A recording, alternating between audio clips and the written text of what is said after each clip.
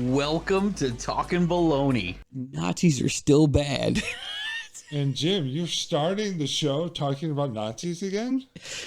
Just want to remind people that Nazis are still bad, okay? Yes. No matter what you're reading out there or what you see.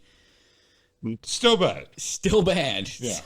Speaking of bad, you wanted to start this week with Tech Corner. Go for it.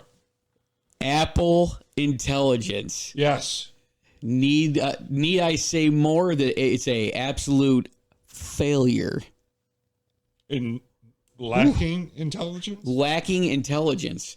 Okay. Let's release a product to the market. Yeah. Market is the new wave of intelligence. Uh-huh.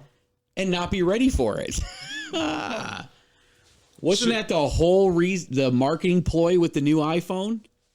I'm pretty sure they released that cheap version, right? The SE, is that what they're calling it? That was pretty much a release just to get more people to buy Apple Intelligence. And they just announced this week that it's not ready. The software is too glitchy and they may roll it back. So what's next for Apple Intelligence? I don't know. Obviously, they're sending it back to grade school. Whoa. But you were just telling me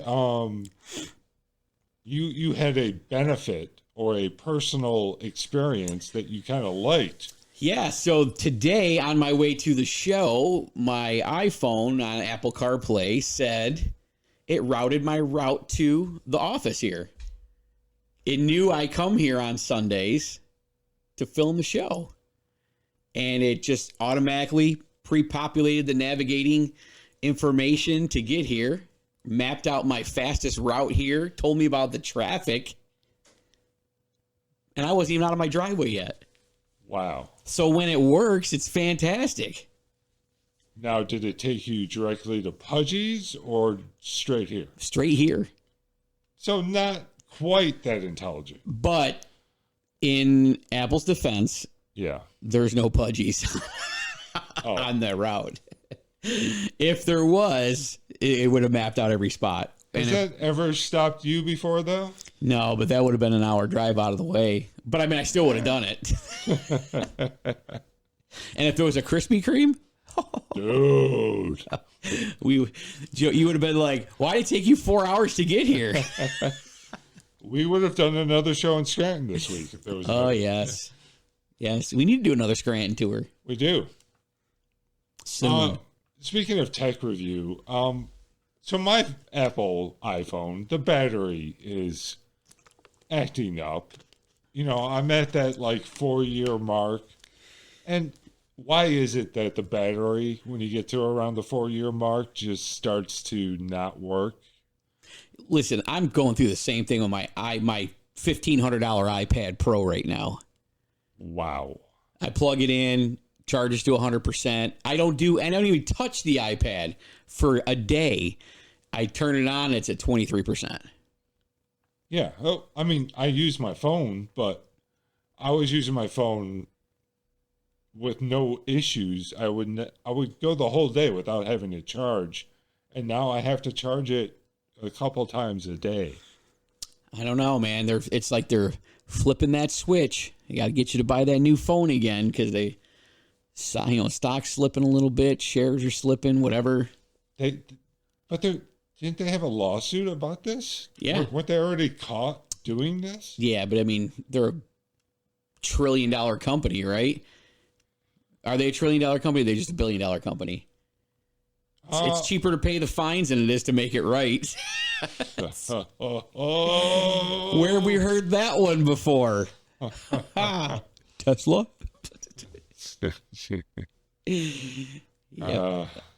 Again, more Nazi talk. But all right. So bottom line, your Apple, you're kind of leaning perhaps away from Apple. I am. It's nothing feels new or like nothing feels like out of the like. I see somebody with a Samsung Z Fold and I'm like, man, that's freaking cool. Sure, it's an Android, and Samsung's come a long way with their security and things like that. And, yeah. everybody's like, but Apple's, secure. Apple's this. Apple's encrypted. They're all encrypted now. Yeah.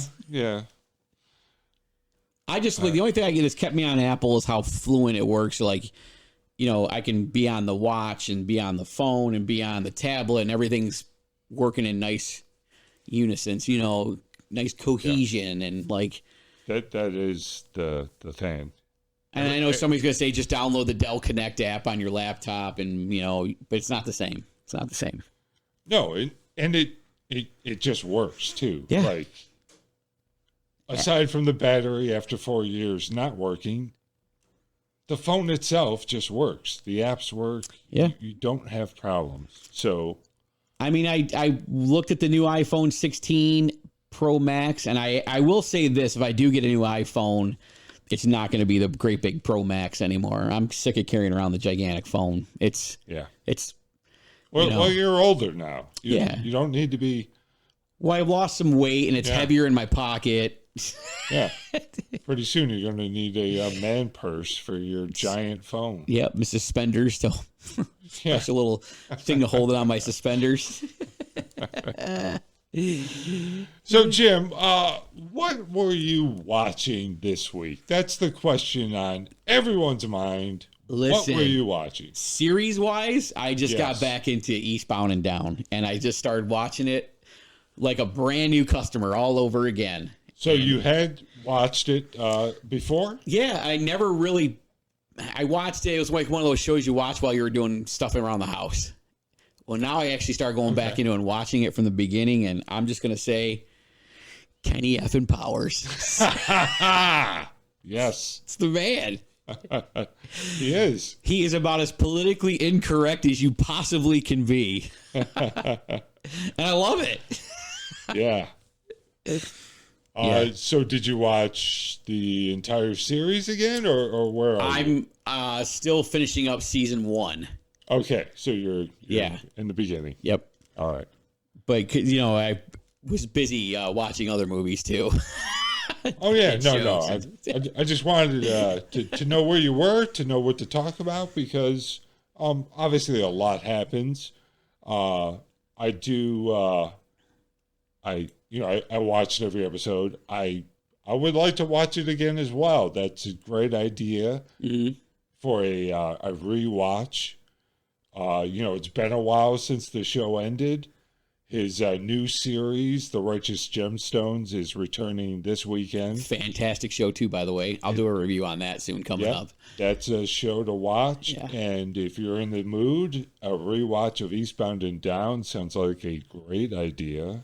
Well, what's funny is you go back and watch these shows now and compare them to stuff you're seeing on TV today. Right. And you're like, where are these writers at? And, baseball is coming right around the corner. Oh, yeah. So what better way to prepare than Eastbound and Down? What's funny is how out of shape he is. Yes. He does not look like a baseball player. And Will Ferrell. Woo. Yes. Yes. Fantastic, man. Doing a really bad or really good Ric Flair, depending on how you feel. Either way, it's awesome. Yeah. Yeah. It's got the guy from The Office in it, too. Daryl. Daryl is in it. Fantastic. I loved it. I was laughing the whole time watching it. Oh, and there's a pretty good story.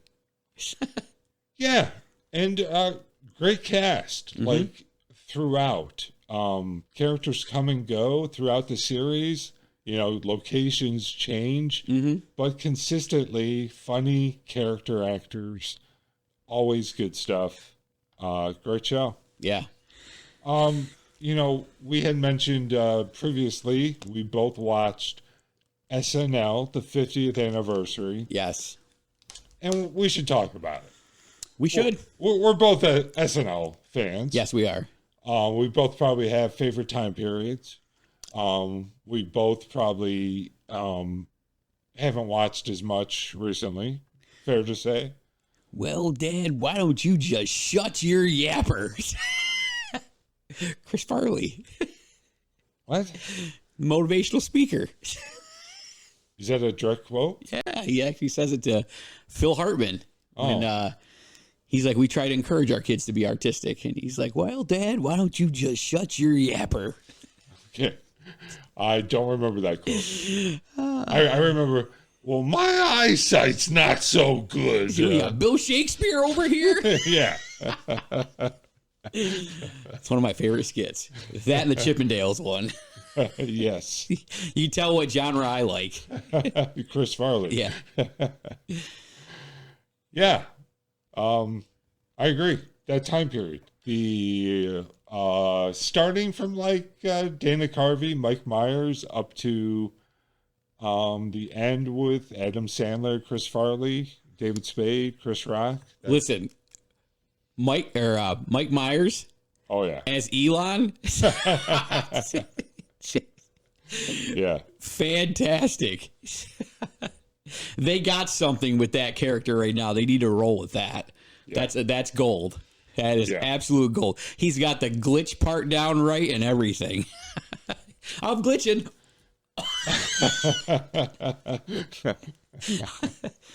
No, I thought it was great. I like the callbacks to some of the old stuff. Yeah. That was nice. I like it when they do it like that. And they did it in a way that was like, but man, Eddie Murphy. So I'm going to say Eddie Murphy. Yeah. What I liked about Eddie Murphy is you got the impression that he was off script a lot. Like he was just saying whatever came to his mind and people were like cracking up like the other actors. Like the skit with him in the prison with that's what I was thinking of. Like he was just making stuff up, it seemed. Yeah, when Kenan Thompson and when Big Red comes out, aka Will Ferrell. What's with the booty shorts, man? Man, Will Ferrell does that. I swear, and I think I saw something that said nobody knew he was going to wear them. Yeah. Yeah. He has a thing, and this there's a bunch of documentaries about the 50 years of SNL. I've watched a handful. There's a ton of them. And they discuss, it's kind of a tradition that during rehearsal, Will Ferrell wears an outfit that doesn't always match what he wear during air. Got it. So, during dress rehearsal, it might fit a little more natural. And then when he actually shows up live on air, it's like outrageous. And no one is expecting it. So, yeah, the callbacks, Kristen Wiig's character with the little hands. Yes. The bubbles. Yeah. Yeah. I thought it was a great show. Overall, it was a great show. What I liked is that they did like a show, that they did sketches with famous cast members coming back and doing sketches. I think that's what it should be. Yeah. And I like that they did all the documentaries separately, Yeah. 50 years is huge, right? Steve Martin opened, right? Yeah. Steve Martin opened. And then I like how they had all the celebrities in attendance. So they could do stuff like in the crowd and like, oh, there's Kevin Costner sitting next to like Ariana Grande. Is that right? What is going on? Yeah, they did I thought they did a very good job. You could definitely tell there was a lot of work went into that episode, that show. Yeah. And Impressed. again, I can't say enough about the documentaries. So just some really good stuff. I really like the one about auditions. You get to see some never before seen auditions, including people who weren't actually cast, like Stephen Colbert for one, Amy Schumer. It's pretty interesting. And I saw a Chevy Chase sighting at the end of the when they're getting ready to roll the credits. I saw him behind everybody. Was he there? Yeah, he was there on stage. He saw his head poking up in the background. Oh, you know what? I do remember seeing, I think he was holding up a Gilda Radner photo. Yes. Yeah. Yeah, he was behind everybody. Kind of center, but behind everybody. Yeah. Yeah, I like the shout-outs. I like the blend of the old with the new. I thought that was pretty good how they mixed the different groups up together like that. But man, it was a classic SNL. Yeah. Yeah. What else you watching there? Oh man. So listen, I just watched that new HBO Max Hugh Grant movie, Heretic. Well, so that's actually a movie. So you done with that series? Oh yeah, I'm done with series. But okay, I got one more. Paradise on Hulu. Now, so at the time we made this list, Paradise was on like episode 7, and it was going really good. And then they came out with episode 8, and I'm a little not as excited about it. But let me tell you the premise. I saw reviews where everybody was like ripping it apart after this last episode that came out. Yeah, that's kind of where I was going to go. So first off, the premise is James Marsden, James, we'll call him. He, famous actor. He's playing the president, and his Secret Service guy is Sterling K. Brown. You know him from This Is Us. Mm-hmm. This Is Us is also tied to the show because same creator.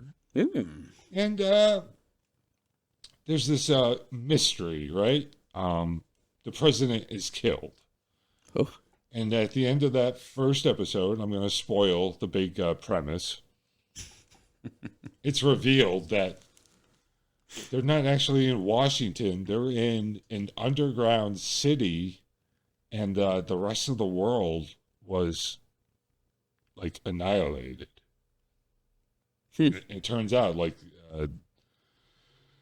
they had built, like, this underground city, Paradise, and certain people had escaped there, and the president was murdered, and that sets in motion the series. And they're trying to find the murder of the president, find out who killed him, and you as the viewer are going to find out why they ended up in this city and what happened to Sterling K. Brown's wife who didn't make it there. And he's got 2 kids, so, like, you know, the kids are there, but, like, how's he going to manage to find the killer of the president, what happened to his wife, and make sure his kids are okay. Lots of stuff, and it was very good for 7 episodes. Then the last episode, they just kind of revealed the killer was some guy. Just some random? Just some rando. Just some rando. Some random tourist. It's like they gave up after episode 7. They're like, what can we throw at the wall? No, it's picked up for season 2, and they definitely built towards what season 2 is going to be. To me, it seemed like they were like, let's, none of what we did in season 1 matters for season 2. Let's just wrap it up as quickly as we can. Let's get to season 2. Yeah. We're done writing this year. Yeah. Wrap it up. We're done. Let's go to lunch. We're done. Lunch sounds good. So that's an idea of what we watched on TV. Jim, I know you watched some movies. Heretic? Heretic on HBO Max with Hugh Grant. Yeah, tell me about it. Listen, freaking great movie. Really? Great movie. Makes you absolutely think. Starts off as like I don't know if it's like Seventh-day Adventist. The people that go around preaching, banging on your doors. There's a lot. It's one of those religions that go around. Well, anyway, there's 2 ladies and they're going around and they're knocking on doors and they got to go visit some houses and it's like they have a quota or something of how many people they need to try to convert or whatever. Let's just say it's creepy. It's very intense because once they're in Hugh Grant's house, he doesn't let them out. And they're trying to explain religion, trying to get him to convert, but he's trying to explain religion back to them in a way that's like, are you sure? Like what you believe in is real? And he throws a whole bunch of things at him, obstacles. There's like people in the house that are dead. And I don't want to spoil it for anybody, but let's just say It's fantastic. It's absolutely fantastic. And I would say never ever go to someone else's house and preach religion. You may not leave. Like, is that still a thing? Do people still do that? Yeah. In today's world? Are you thinking of Mormons? Jesus Christ Latter-day Saints? I think that's what it was. Yes. Yeah, that's part of their, they have to do that as part of their if this movie doesn't teach you anything, it teaches you should never do that. Yeah. Wow. Yeah. But good movie. Definitely a different character for Hugh Grant too. Yeah. Never seen him in like a movie where he was like crazy, but not crazy. Like he did earn rave reviews. I remember hearing that. He was great in the movie. So yeah. Yeah, he breaks it all down too. You're at first you're like, oh, this guy's a nut job, and then you're like, wait a minute, he's making sense. Oh, so you're converting? No. No. Okay. I would be open to a part 2 though. You're interested in learning more. You'd like to subscribe to the newsletter. Yes. All right, Jim. You've got more movies. So listen, I just watched the new Crow on Stars, the new remake of the Crow movie, and this is going to be something because I've heard some stuff. Let me just say, and I'm going to read you from my notes on this. All right. Sometimes they shouldn't remake movies. Because I really didn't see a purpose to this at all. I love that you had to read that. Yeah. Well, it didn't really feel like they were trying to reinvent the wheel with this one. Because, like, it's literally I don't even know. It's straight up trash. Like, and I had to wait for this. I put it on my list. Like, there's a new movie coming out. So I was like, all right, well, send me the alert. I got the alert, watched the movie. And I was like, I feel like an idiot for even asking for an alert for this movie. Like, it's trash. Straight up trash. It's basically just the same exact story, right? Exactly the same story. Yeah. I think that by nature is the character, right?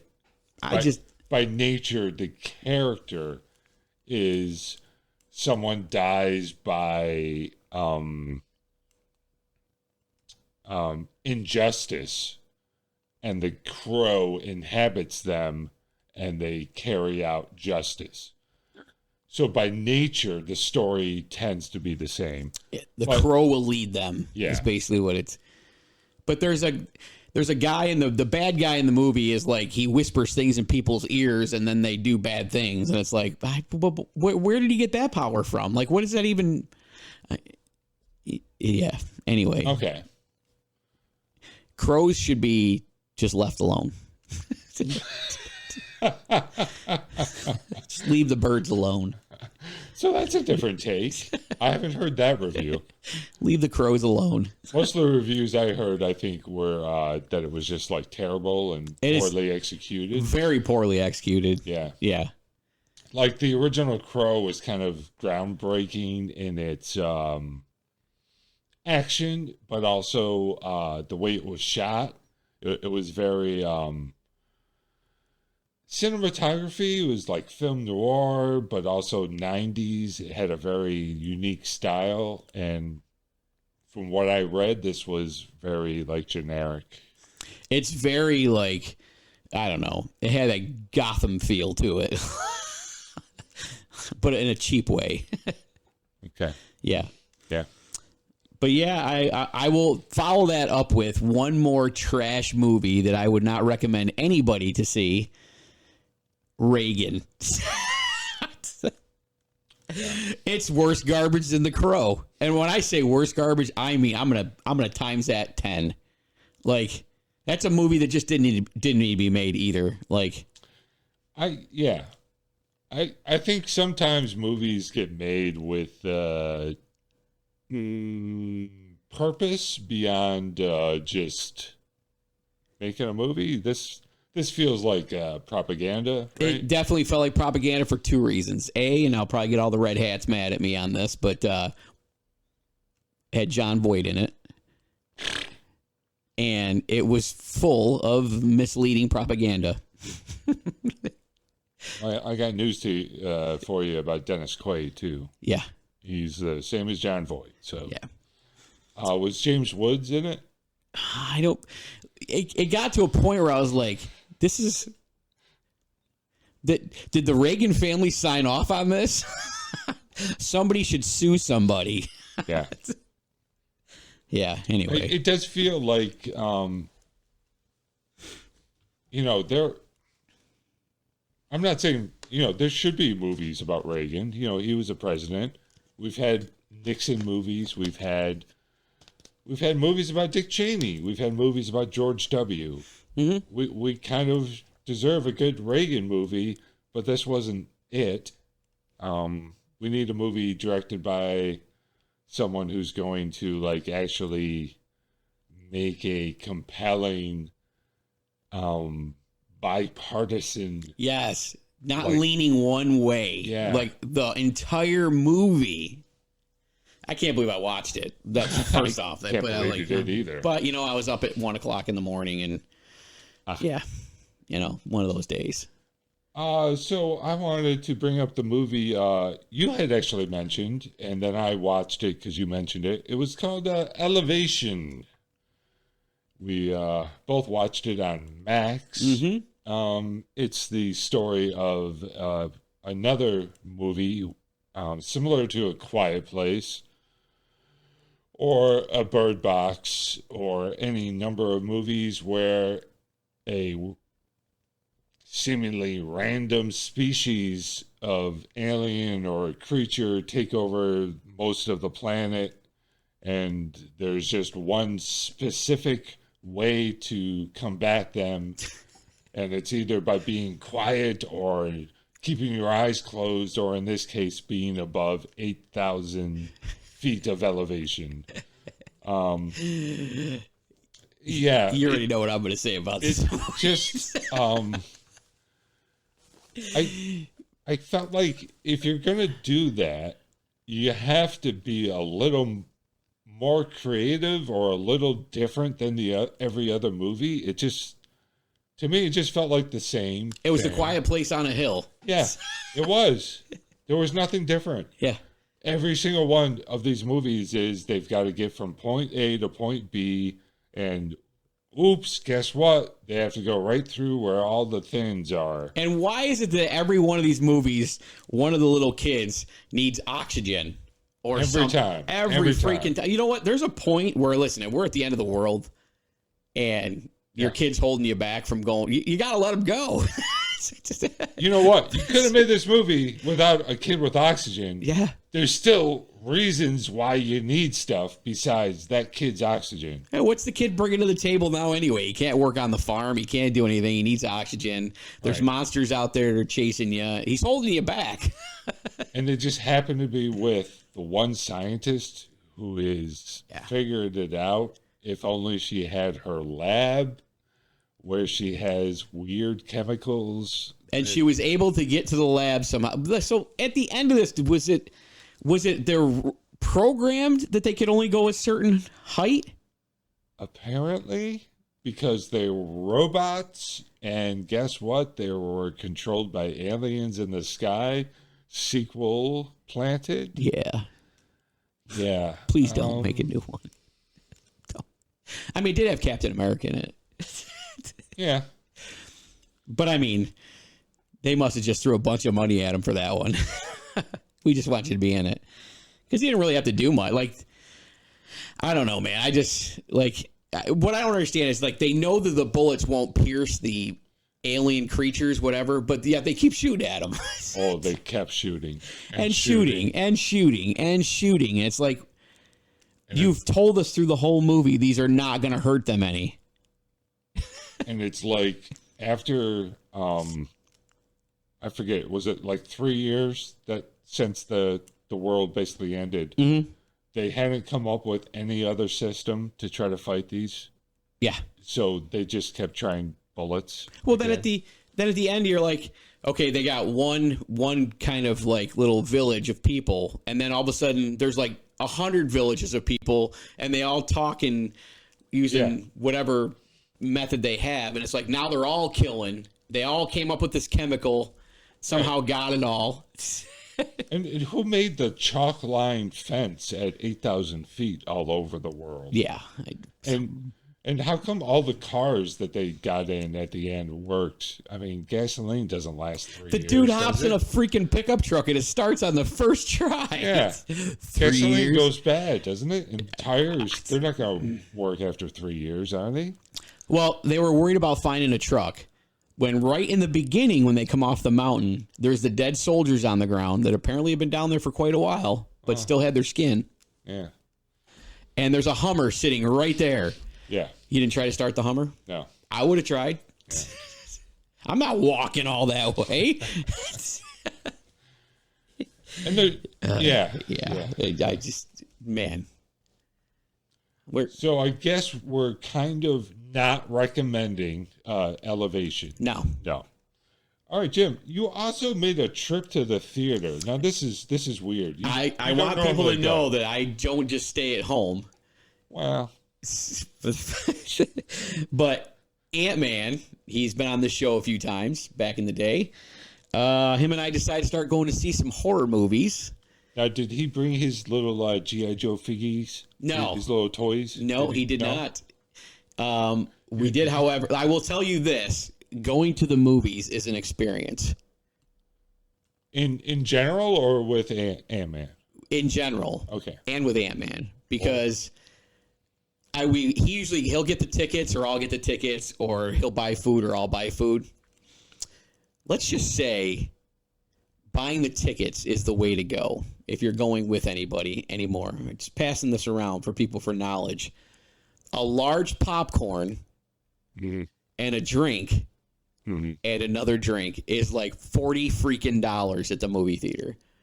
But their sales pitch is that large popcorn that you're never ever going to eat all of is refillable.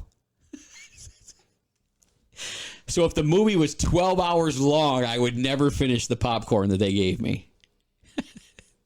And yeah, we touched on this a little bit before. I didn't mention this then, but I'll mention it now. It's not really designed for one person, though. Oh. And yeah. It's a sharing bag? Well, generally the large tub of popcorn that you carry like that. No, the large is only a little. It's a bag. Maybe. No, it's a big bucket. Well, damn it, that lady overcharged me then. She told me it was a large. Regal, you got some explaining to do. But I do got a lot of points now. Yeah. Yeah, got a lot of points. I can almost get a free small popcorn for going to see 4 movies. Oh, and that's where they get you, though, right? Yeah. Is it the small popcorn the worst value? Yeah, because by the time if you price it all out, you're better off just buying the large anyway, because it's right. like $3-4 more. Yeah. Oh. So, what movies did you actually see? We went to see Heart Eyes. No, I've heard that's good. It was absolutely fantastic. Well written. Great movie. Different style type horror movie too. Like I'm gonna tell you, it wasn't your basic slasher movie. It wasn't I've heard it's kind of a rom-com. It's a rom-com horror movie. It's definitely a well-timed humor, well-timed everything throughout the movie, but the character development is pretty good too. Like really, the characters actually mean something in this movie, and I was impressed by that. Different kind of killing too, like not the opening scene when the lady gets crushed in the grape crushers. It was great. I mean, if it happened in real life, but I mean, in the movie, it was fantastic. It was a different way to see somebody go. So, with Hard Eyes, is there any actors in it that I would know? I didn't really know anybody that was in it. No? Nobody I've seen before. Okay. Maybe. Oh no, the one head publisher, head whatever. She has been in a ton of movies. Okay. But everybody else in there I've never seen. All right. So that definitely sounds like one to check out. Definitely check it out. Check it out. If you got like a top movie of the year for you? I'd put it in my top 10 so far of the year. All right. Haven't seen 10 movies yet, but hey, you never know. I'll tell you what it's definitely better than. Yes. The Monkey. Oh. So you saw The Monkey as well.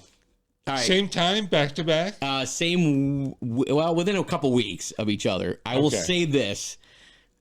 My cousin and I walked out of that movie theater going, what the hell did we just watch? Why is this all happening? Where did the monkey come from? There was no explanation as to... Well, give us a little setup because we need to know what the monkey is. So the monkey is basically this murder doll. This just like a monkey with a drum, and when his hand goes up and the stick comes down, somebody dies. It's like the Energizer Bunny, but he has a drum, right? Yeah, well, it's just like the Energizer Bunny, but he kills people instead of just walking through the TV screens. Yeah, and he has to be wound up, which is really funny because it's a murder monkey. But he has to be. We're talking about murder monkeys, and all of a sudden there's sounds in the background. But yeah, like it opens up with the guy trying to get rid of it, and he's trying to pawn it to a pawn shop, and he's trying to explain to the guy that it's a bad monkey and blah blah blah, and then it starts right off with a brutal death, and then it just goes from there. And then the kids find the monkey in their closet. The husband's leaving the wife. He was a airline pilot or something, and he traveled all over the place, and he picked up this monkey, and it's in a box in their closet, and the kids decide to wind it up one day. And apparently when you think of thought of what you want to do, it's very random. It picks somebody to kill. It's the brothers trying to tell the monkey to kill his other brother, but it kills everybody but his brother. The mother, the babysitter. You were saying you and Ant-Man were trying to figure out like what the point was. We actually he Googled it. We were driving home from the movie theater. He Googled it, and basically the premise of the movie is that death can come at you from anywhere at any time, and you should just dance. Literally, it's the premise of the movie. Dance. He ends the movie with him saying to his son, "Let's go dancing." Wait, the father says to his son, "Let's go dancing"? Let's go dancing. And you walked out confused? The ending, but right before the credits roll, the white horse of death walks by an intersection. There's all these things on fire in the background and things that have burned up and crashed. I guess it's the end of the world. I don't know. But I will say that they definitely hyped this movie up on the socials. Yeah. You need to go see this. And then you sit there and you watch it and you're like, what the F did I just watch? Yeah, why is this happening? Yeah. Like, they never explained how the monkey got its power, where it came from, or frankly, what the hell was even going on in the movie. If I've said it once, I've said it 100 times. You've got to explain how the monkey gets its power. Yeah. Where did the power come from? If I missed it, but I very intently watched the movie because we spent a lot of money to see it. And we both walked out of the movie theater going, the monkey? Yeah. So, yeah, when you got to Google what a movie's about and have somebody else try to break it down to you, you didn't get your point across. Well, sometimes that is a good thing. Sometimes you want people to have a discussion after the movie because you want people to think about it and discuss what does it mean. That is a sign of a good movie sometimes. Listen, we went and saw Nosferatu at the movie theater. You saw it in the theater. I saw it in the theater when it first came out. Mad Dog was up here for the funeral, and we went to go see that, and that was fantastic. It was a very little killing in the movie. Yes. Just a very great story. And you didn't have to see all the killing. You just knew it was going on. You would hear them. Right. Chomping at someone's neck or whatever. But it wasn't like the whole vampire thing where he's a bat and he's all that. Yeah. They stuck to the facts of what it was all about. And that was a really, really good movie. Definitely worth. Watch that on Peacock, by the way. It's available now. Extended version is on Peacock. Yeah. I started watching it and fell asleep. But I am going to finish and probably talk about it next week. Oh, I do have to add something. I got some good news this week. Oh, yeah? I was able to cancel a Sirius XM subscription on my old car. Yes. What? Yes. Canceled. How? And a refund. A refund? Well, they got sued, right, by the state? No. For not allowing you to cancel your service. So now they got a little tab on their website. Cancel my service. And it does it right there. You don't have to talk to nobody. Nice. It doesn't transfer you to another line. I will say that I'm having the same issue now with YouTube TV because I'm trying to cancel it. And guess what? I canceled it 2 months in a row now. Billed my card this morning. Coming for you, YouTube TV. But now I'm thinking about I could get Sirius again. Yeah. If it's easy to cancel. Easy. You can. It's worth signing up now, for. I still have a subscription with them in my other car. Oh, and I've been with them forever. I mean, it's been 20 plus years I've been with Sirius XM. Because you couldn't cancel. Yeah, because I couldn't cancel. I just kept paying for it. Jim, it's time for a new segment. I mean, we've done taste tests before. It's one of our favorite things to do. You've taste tested jerky from all kinds of places. But I feel like we've been missing a market. There's a market we've never explored. And it's piqued our interest because it holds something near and dear to our hearts.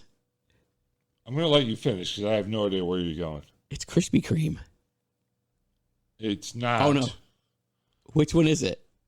It's Dunkin'? Oh, wait. No, it's Dunkin'. Never mind. Okay. It's still a donut. Yes. Still a donut. Yes, and we all have furry friends. Yeah. And why are furry friends getting Dunkin' Donut biscuits? And I can't buy nothing Dunkin' Donuts in a grocery store other than coffee. Exactly. So why do dogs get Dunkin' flavored, vanilla glaze flavored biscuits? Dude, look at the package. Look at the donut. Look, they look fantastic.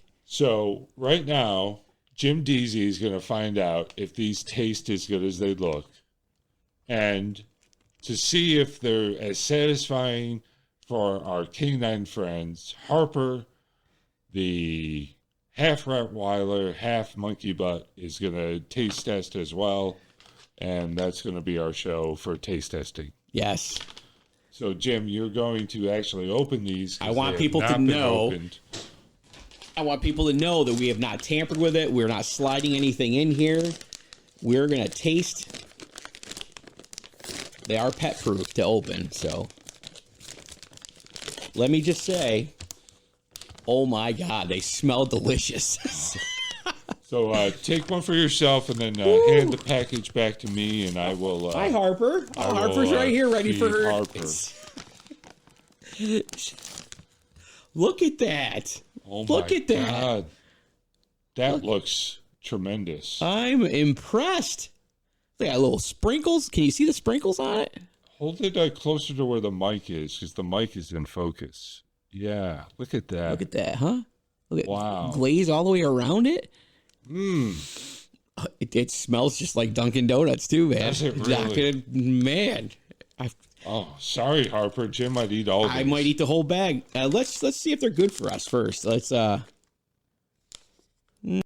some crude protein in there, some crude fiber, some moisture, and some grade fat or crude fat. So how do they know it says flavors dogs crave? Dogs are lovers of crude. Vanilla glaze flavored biscuits dipped in vanilla yogurt. Flavored coating with other natural flavors. The crunchy texture helps freshen breath and reduce tartar buildup.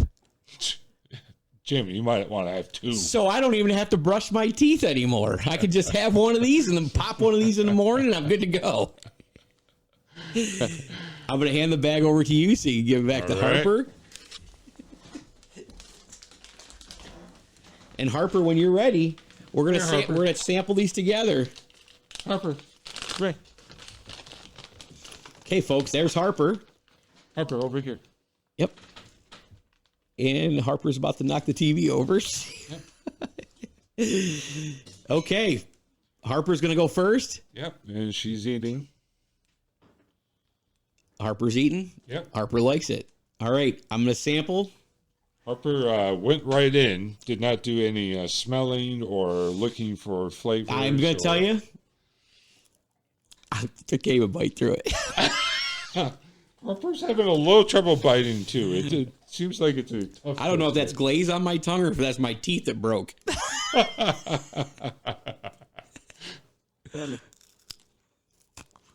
Okay.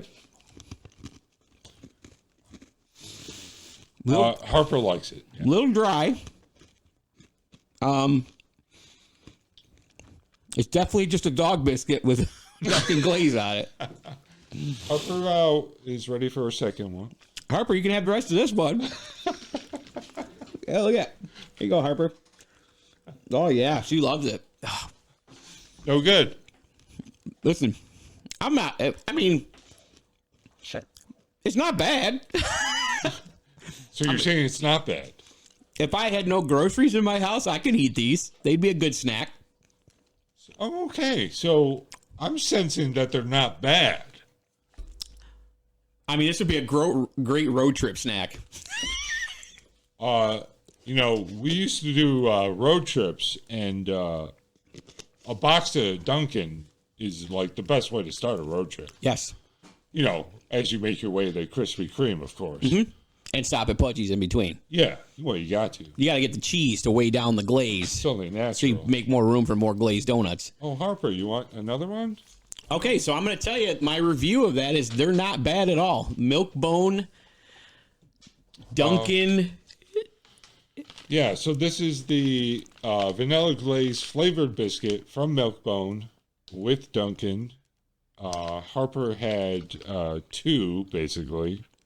Jim. I had a quarter of one, and I will say it was delicious. Yeah. We could live off them if we needed to. So when the apocalypse happens, which it's inevitably going to happen, stock up on your milk bones. So it says feed 1 treat per 10 pounds of body weight. Whew. So you could have had the whole bag. I could have eaten the whole bag. Man, that's a pretty good snack right there. I mean, how much was that bag? It's like $4. That's cheaper than a bag of beef jerky, and you get a fraction of beef jerky. Yeah. I'm just saying. And it has... No bad aftertaste. Jim, it has 12% of the daily moisture you need. Oh. I don't even have to use skin cream anymore. Yeah. 8% of the crude fat you need. So look at that. You don't need skin cream. You got the moistures in the Milk-Bone. You don't need to brush your teeth anymore because it's got the tartar control in it. It's got the breath freshener in it. For $4. Yeah. You're cutting tremendous. the toothpaste out of your budget, the mouthwash out of the budget. They're a little dry, but I think the glaze coating is a nice mixture once you get it in the mouth. You know what? Maybe you need to do that old trick of pop it in the microwave for 10 seconds. Listen, there's nothing better than a Krispy Kreme donut. When you've come back off the road, you throw that Krispy Kreme donut. Well, never one. It's usually 2 or 3 on a plate. Zap it in the old microwave for 10 seconds. It's just like it came off the fountain line again. Yeah. You weren't kidding. This bag is open, and I am just breathing in. It smells fantastic. Like, I would buy these just to keep them around for the smell. Like, and we're in no way, we're not sponsored by Milk-Bone, although we would love to have you as a sponsor. No, they can come on board. Come on board anytime you want. We will sample every one of your dog treats. Well, I'm not saying that, but I'll keep a bag of these around. For the right amount of money, I will sample every dog treat live on air. I mean, I would walk around all day just, I mean, is this what paint huffers, is this how they start?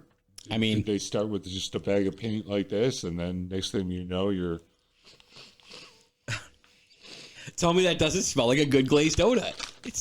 Woo, boy. Yeah. That is Milk-Bone Dunkin' right there. Milk-Bone delicious. Wow. Keep a bottle of water handy, too, if you're trying them. Those are real sprinkles, Jim. I don't know if you saw that. Yeah. Wow. I'm telling you. I was impressed. Hey. Dog treats have come a long way, folks. They really have. They're ready for human consumption. And isn't it about time? Yeah. I mean, we share table food with them. Isn't it only fair that their food can be exchanged with us? You see some of these dog meals, these fresh pet meals that it costs like $14 for like one dog meal. Teddy's little soft food that he eats they're these little square things, whatever. They're like $25-$30 for a pack of them. Yeah. You should get half of those. I'm not gonna. They smell like shit, but they got steak, filet mignon, dog food. Yeah, man. All right. Speaking of 80s throwbacks. Oh yes. So the movie I watched was The Naked Gun. I happened to pick up the 4K Blu-ray, and I gotta tell you, it looks fantastic. A little disappointed. As always, you want those bonus features, and I'm dying for deleted scenes from The Naked Gun. As any Naked Gun fan knows, when The Naked Gun aired on television, they had to cut out so many scenes from the movie. They put deleted scenes in to make up for what was cut out. So there's a broadcast version that has deleted scenes, and then there's the theatrical movie that you know and love. Mm-hmm. I was hoping on this 4K Blu-ray that maybe we'd get some of these scenes, but we didn't. So there are scenes out there. We know they exist. We don't have them on any physical media, and I don't even know if that broadcast version is still out there. Because nowadays, I kind of get the impression if you saw The Naked Gun on a Comedy Central or a channel like that, they probably would show the woman with the bosoms. I don't think they would censor that anymore. So I feel bad for... Sorry, Harper is like dying. She's looking for her Dunkin' fix right now. They're addicting. They definitely are addicting. Oh, you want another one too? I mean, I'm hungry. So, Jim, tell me about The Naked Gun. I love The Naked Gun. Leslie Nielsen's one of my favorite actors of all time. Like, yeah, just a natural with what his the ability that he had to take any moment and turn it into something humorous without even attempting to do it. Yeah, just he found a way. He found a way to take years of his Hollywood persona of the straight actor and make it comedy gold by doing the same thing he always did. He was just brilliant. Just a different tone with what he said. Yeah. A different Just to take a how you doing today or like, whatever and turn it into something like when I see 6 guys in togas stabbing another man in public, I shoot the bastards. That was a production of Julius Caesar. Hey, look, the missing file from the murder case. Yeah. Frankie got the chair 8 years ago. Yeah, I love that. Just the Naked Gun movies. Like, listen, if you haven't watched the Naked Gun movies or the Airplane movies with Leslie, you're living under a rock. Yeah, you are missing out on a frankly life. Yeah, seriously. And you have no sense of humor, and I don't want to be around you. Now, Jim, you had an 80s throwback. Yes. Yours is a little more obscure. It was on the free Tubi TV. Oh, you love Tubi. Listen, they've added more stations. Okay. They've added some different formats to how they're doing the same thing Roku is doing now too. They're adding more stations. They're adding kind of a YouTube TV feel to their stuff now too, and. So rather than everything being on demand, it's now like you can flip channels and just see what's on. Yeah. And I gotta say, the Vice Versa movie from 1988 with Fred Savage and Judge I can't remember his last name, but he's been in Judge a bunch. Reinhold. Yeah, he's been in like the 48 Hours movies and stuff. Beverly Hills Cop. Yeah. Well, another 48 Hours too, right? Beverly Hills Cop. Beverly Hills Cop. Yeah. 1, 2, and 3. Yes. Yeah, and 4. And And Offbeat, his solo movie. And he also well known for his little stint on Seinfeld. Yes. The close talker. Yes. I also took your parents to the movies, to the play. You should have seen the looks on their faces. It was overall an 80s feel-good movie. Like, catch Fred Savage obviously screams 80s, Wonder Years, all that good stuff. Sure. But that movie, you know how Hollywood is. Yeah.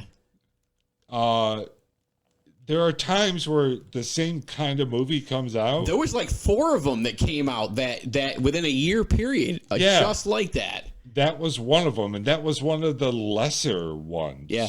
That was like not the main body switch movie. There was one with like Kirk Cameron and Dudley Moore. Exactly. Yes. Where he's like the hospital doctor or something. Yeah.